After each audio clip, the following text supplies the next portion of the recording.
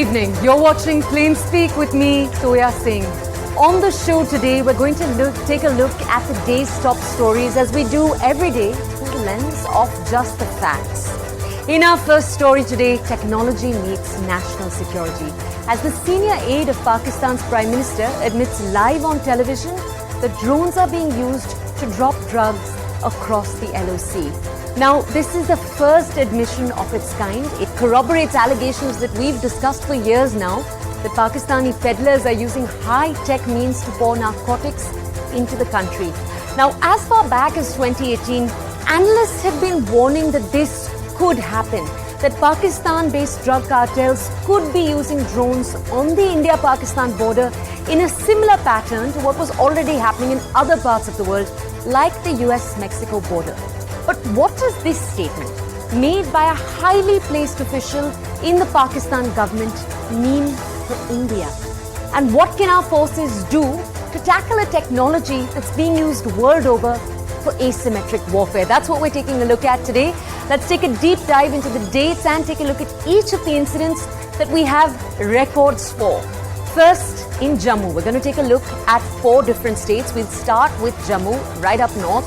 In 2021, drones were sighted along the LOC 30 times. This is, of course, across the Indo-Pak border. Now, the number reduced to 25 in 2022. So it's important to note that at least in Jammu, there was a decline. But if we go to Punjab, which is where our story is focused today, drones were sighted along the LOC 65 times. This number actually jumped 4-fold in the last year, 267 in 2022. Now let's move to the next border state, Rajasthan, where there were 8 drone-related incidents across the Indo-Pak border. That number increased in the year after that to 23 in 2022. That's almost 3 times, even though it is a smaller number than the number we're tracking in Punjab.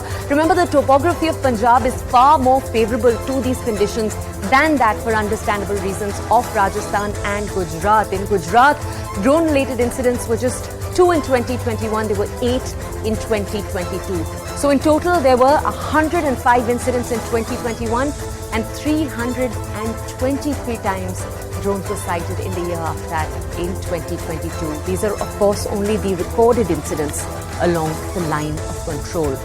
Now, we're going to next share with you some source-based information that we've got. These are, of course, from highly placed officials. We're going to share this with you on the screen next to me. What we've learnt is that Pakistan is now using the drug network to fund its terror agenda. This is an exclusive input by CNN News 18's Member Gupta. This is a deeper dive into all of these details.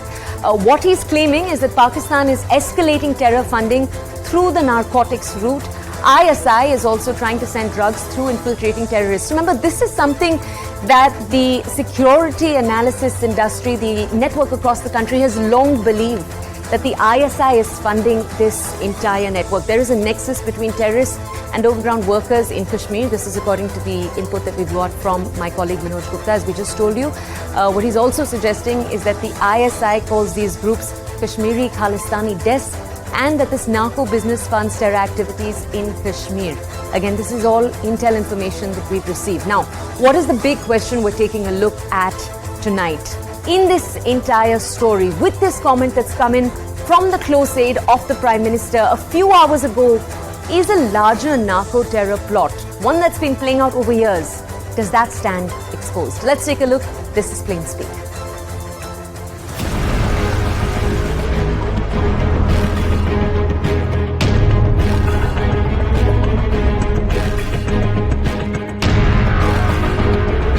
बिल्कुल, और ये बड़ी तशवीशनाक है। अभी recently एक 2 incident ऐसे हुए हैं जिसपे 10-10 केजी हीरोइन बांध के ड्रोन्स के ऊपर उसको फेंक रहे हैं बाहर।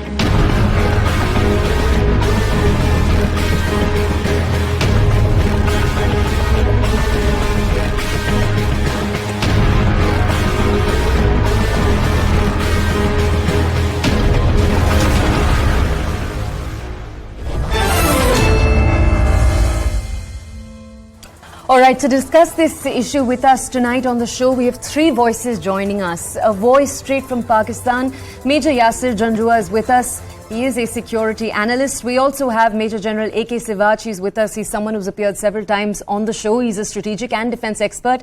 And lastly, we have Dr. Tara Karta. She's a former director of the National Security Council Secretariat, which, remember, sits at the apex of India's national security architecture. I'm going to go over first to Dr. Tara. Doctor, thank you for joining us this evening on CNN News 18. Doctor, I'm actually coming to you first to ask you to set the stage for our audiences. Could you explain to us, the timeline of this issue? We took our audiences back through data figures. We know that analysts have been warning, in fact, that this is an issue from 2018. Our first recorded incidents are from around 2019. But tell us a little bit more, Doctor, about the Punjab border area where these incidents take place. Tell us about what it's like for security officials, BSF and the Punjab police, to try to counter this. Then we'll ask you further questions. See, the thing is, the whole narco scene has also shifted. Okay, you had the Golden Triangle, you have the Golden Crescent, all that has been going on for years. But in recent months, what has happened is that the Taliban have virtually destroyed the entire crop in Helmand, which was a core area, and probably some adjoining areas. So that means there is a huge shift in the drug trade, which might, what most experts are saying, that this could shift to Pakistan. And that the main, the dons who are in Pakistan, who obviously will operate under the security, with the knowledge of the security agencies. These are huge, massive operations. You had, for example, that this man, Haji Salim network, who was there recently. And his network came to light because it was so big that it was encompassed, I think, even parts of Moscow. It's all over. They're like an industry. So for these guys, drones is peanuts. It's not a big deal. Drones are being used for commercial purposes. It's readily available across the net. So to get this across to India, this is the easiest way, rather than get a human courier who will then be caught. And then we, get interrogation and get all the details about this person's network, for instance. Haji Salih, this guy is just one person. There's a bunch of them operating inside Pakistan, and who cannot, by virtue of the nature of the Pakistan state, cannot operate unless the security is with them. So in Punjab, what the border is like. There's high, grass, there is cultivation. It is humans also cross. It's not that. But the drone is by far the easiest. Every terror group has got a drone. Our problem is, narcotics is a huge, huge issue. We are one of the largest consumer states today. We were not earlier, we are now. Is that an ISI objective? Because it is eroding Punjab. It is eroding the youth of your country. If that is the objective, they are succeeding very well. Okay. Ma'am, I want to ask you one more follow-up question before I go over to the other two guests.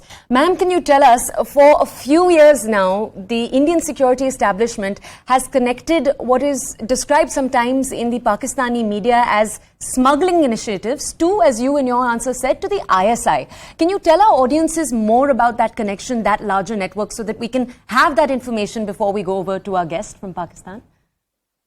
See, long back, there was a full report. It was called, it was a report by the CIA, which came out, I think, in Friday Times in Pakistan, detailing to the last digit what was going on in terms of the drug network. Now, that was some time back. But the point is, this is a country which has no money, which is broke. So if you want to, they've been organized narcotics traffickers during the Afghan jihad. Organized. This was done through the Pakistan Army logistics side, which everybody knows. The US turned a blind eye to that. That also we know. So you don't just blame Pakistan. Now the question is, if they want to fund their activities, where's the money going to come from? So that is where the angle comes in of what the ISI would want to do and what they are forced perhaps nowadays to do, because these guys are they're not going to do all this without some blessing from how far that blessing goes, we still don't know. But without the security state's blessing, no smuggler can operate, especially these large-scale guys. Okay, doctor, stay with us. Let's go over now to the voice that we have joining us from Pakistan, Major Yasir Janjua. Sir, thank you for joining us this evening on CNN News 18. Sir, the statement that we actually played out for our audiences is one that came forward, and I want to very carefully read out Malik Mohd Ahmad Khan's formal designation here. He is the Special Assistant on Defence to the Pakistan Prime Minister. Sir, that's a voice from within the administration. He's again and again referred to, at least in our media, as a close aide of Shehbaz Sharif. So isn't this deeply embarrassing for the Pakistan state for a statement like this to be made on record? A statement that Indian security forces have been saying has existed for years now, to have this kind of confirmation? Ma'am, thank you very much for inviting me on the show on this issue. I'm not going to sit here and say, well, Malik Mohd Ahmad Khan has said something wrong. He has said it, he must own it, and he's a responsible representative of the Prime Minister. And I am not going to sit here and say that the drones are not flying into India carrying drugs. However, unfortunately, what you just saw, as a news reporter or as a TV channel, especially with the name of CNN attached to you, you should give both sides of the picture. I would appreciate if your investigative journalism would have shown, okay, you've shown, I think, 357 instances of Pakistani drones flying into India. Can you please also do some research, and probably in your next program, because you will not do it now, show how many drones from India are flying into Pakistan that have been shot down? Now, the problem Dr. Taira is saying and blaming it onto ISI, it's very easy and convenient for everybody in India to blame anything and everything onto ISI. Whether it's a pigeon flying in from Pakistan, you blame it on ISI. So these are otherwise not on pigeon, this is drone. So you will think, oh, ISI is doing it. We know there is a phobia about ISI. We know you guys. I'm not trying to create a heated discussion. You're a channel which I love because of the conversations and the debates take place in a very, very congenial atmosphere. But the fact is, don't blame everything. I mean, I was on 2 programs in the last 2 hours right now on 2 different Indian channels. There's a woman that has gone into Pakistan, and now there's a woman that has crossed into India illegally, and she was being blamed as an ISI agent. Understandable that you think she must have been an ISI agent. Now that the woman has come into Pakistan, how can she be an ISI agent? And honey trap, the term is not being well understood. So my point here is, you blame everything on ISI. This terrorism of narcotics network. This is the pain in the neck for even the Americans. Even the U.S.-Mexico border is not secure. So with all the might, with all the resources that the Americans have, even they cannot completely strike down on the narcotics network, and the drugs are still able to be penetrated into the American soil. So how on earth can you sit here and think that the India-Pakistan joint efforts, even if there are none, however, but even if they become jointly involved in curtailing the drugs on both the countries, I am not going to sit here and apologetically say that this is a good thing. This is very bad. If the drugs are being sent into India, in Punjab or any other region, from narcotics peddlers in Pakistan, this is absolutely not defensible, and this is condemnable to the highest level, because youth, the youth who are going to get involved into these drugs, whether they are Indians or Pakistanis, they are my children, they are your children, we all should condemn it unequivocally. Okay, there is no doubt about it. We must not anyway. Major Janjua, 1 second, let me just say, my hope drugs. from this discussion that we're going to have, we have about 9 minutes left, and I'm going to try to go to our other panelists too, but my hope from both you and from the other defense expert who joins us, Major General A.K. Sivach and Dr. Tara, is to try to find what you talked about, which is a collaborative solution. Now, we'll have those discussions. Sir, feel free. You said earlier that you have numbers with you. Feel free to bring those numbers numbers. I want us to have a discussion about those numbers. I'll now go over to the other guest we have because I also want to make sure each of our guests gets time. The defense expert A.K. Sivach is with us.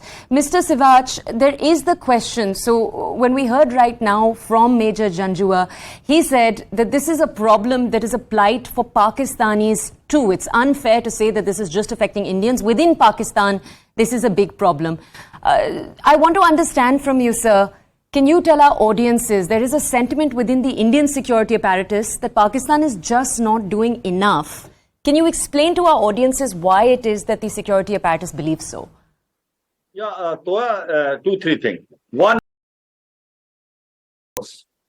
second thing is this has a stamp of ISI. It is not that the drug peddlers are operating independently. There is a necro-terrorism which is taking place. It is the ISI which is involved in this. There is the K2 desk which is basically looking after terrorism in Kashmir as well as in Khalistan. Now, how do they operate? They are the one which send it through the drone, drugs as well as weapon and ammunition. Now, the drugs are basically to earn the money. In Punjab, the drugs are being sold and the money which is collected then are funded and these weapons are then taken to Kashmir. Now, this is the nexus which is there, and that is why, if you see it in 2 years back, the jurisdiction of BSF was increased from 5 kilometers to 50 kilometers because they know that maximum a drone can fly is about 15 to 30 kilometers. So, why it is very difficult to detect?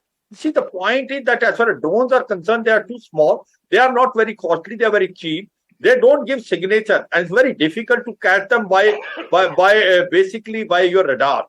And it can be easily can be sent from Pakistan. And here there are overground worker and sleeper cell. They exactly know where this consignment is coming. They pick up that consignment and the drugs and weapons are separated and then they go to a different route. Now the question which is coming is how do we ensure that this menace is stopped? Because our problem is this. And this is the known to everyone. And that's why Pakistan was in a grey list for money laundering and terrorist funding. And this is what was happening. Now, as far as we are concerned, we can only handle as far as the drones are concerned in two ways. One is that all the drones which have been shown, these drones have been either seen or they have been captured or they have been neutralized. There may be many more drones which were not caught at all. So the point is that point also has to be seen. Now, the question is how do we handle it? We are now making an electronic warfare system wherein we will have two ways of handling these drones. One is called hard kill, one is called soft kill. The hard kill is that you fire at the drone and once you detect the drone then gets neutralized and fall down. And the soft kill is that electronic warfare, you jam its frequency and it falls. So all this has been worked out in India. Let me assure my viewers in News 18, this is as on today the biggest challenge which is there in Punjab and plains of Jammu and Kashmir, the drugs and weapons coming across from Pakistan. Let's take it as ground reality. And this challenge is the one which as a security forces, as security analyst, I have written tremendously on this issue. We have to take it very seriously and we have to find out the ways and means. Otherwise, the youth of Punjab and certain portion of Jammu and Kashmir will be completely ruined in time to come. And second thing is, this will increase the fueling. Khalistan movement, they want to activate, they want the weapon to become. And this is a challenge to the security forces. We are trying to come up to this thing. See, initially they were trying to come through line of control / international border. Now our basically border fencing and our counter-infiltration grid is so well. Now it is very robust and very difficult to come. Now drones have changed the complete equation. Not only in India, Pakistan, in other places also. But here it has made a tremendous difference because there is a necro-terrorism and with the drugs is the involvement of ISI. They are the ones which are sending these drugs through their peddlers and this drugs and money. General Sivach, I do want to go over and ask more questions of the analyst we have joining us from Pakistan. I do want to go over to him and I also want to go over to the doctor that we have from the security establishment right here in India. So let me just very quickly go over to both of them to ask them more questions. All right, I'm going to first go over to the guest that we have joining us from Pakistan. Major Janjua, sir, thank you for staying with us. Sir, I want to ask you, the serious allegation that's come against Pakistani establishment, and today we've talked about quite a few different allegations, but perhaps the most serious one, sir, is that this is money that is being used to fund terror in Jammu and Kashmir. Sir, our reporters and a number of members in the media establishment over the years, in fact, have said that there is enough proof of this. I'm wanting to understand from you, sir, what is the understanding of this within Pakistan? When I say within Pakistan, what do average citizens think is taking place? What is their understanding of this issue? Tell us that first, sir. Ms. Singh, quite frankly, I have to say something to you. This is your one-sided, or there are two sides to a coin. This is your view that this Pakistani establishment or ISI is involved. If you ask me or the Pakistanis, we are the ones who actually opened the Kartar Sahib border. We asked the Sikhs to come and visit their holy places. Yes, the Prime Minister, so that's why Army Chief. That's why I'm asking you to show us the other side. Do tell us what the other side of the coin looks like. Now we should talk about solutions. Although sitting here on talk shows, the solutions are not going to be implemented, but the solutions, as I talked earlier, and the General Sahib also touched upon it. Look, staying away from each other, India and Pakistan, we can't afford to stay away from each other. We have a joint border. So we need to talk to each other. The narcotics authorities of India should talk to Pakistani authorities. And Pakistani narcotics program is very much in line with the US Drug Enforcement Agency. A very strong presence of US Drug Enforcement Agency in Pakistan and a very strong collaboration with Pakistani Anti-Narcotics Task Force. So what I'm trying to say is the Indians and Pakistanis should create a working group, talk about this jointly, and curb this menace. I am not going to sit here and say this is what has happened is good. It is absolutely bad. Major, just stay with us for a second. No, Major, I want to, one second. I want to take that solution you've just given. I want to go over to the doctor because we are on our last minute, and I want to ask her, Doctor, this idea we've talked about, India and Pakistan coming together and solving this issue, this is something that has been discussed for decades now. What remain the on-the-ground challenges to it, though? No, we actually, Pakistan had a anti-narcotics task force, if I remember right, which was very good. They were excellent in their work. And in fact, we did earlier have pretty good cooperation with them. But that kind of stopped. You see, the problem is everything in Pakistan is dependent on this, on the security forces. That's, of course, the army backing the civilians and them coming together to find solutions. That is the problem. I mean, recently you had that Haji Salim network, 2,500 kilograms of meth in Kochi. This is the kind of scale of operations you're talking about. So I would be very happy if Pakistan and India could come together very, very sincerely to address this problem, because it is a problem for Pakistanis themselves in terms of their own, youth getting into narcotics. And second, the last point is there is also a whole network on this side. We should remember that. We also need to deal with that, with who are the people who are spreading the drugs here, the kingpins. We need to get that too. All right, ma'am. Thank you for providing us with that perspective. Major Janjua and Major General Sivaj, thank you so much for joining us. Major Janjua, thank you for joining us from Pakistan. I'd like to thank all of you. Doctor, thank you for joining us, for providing us with that perspective.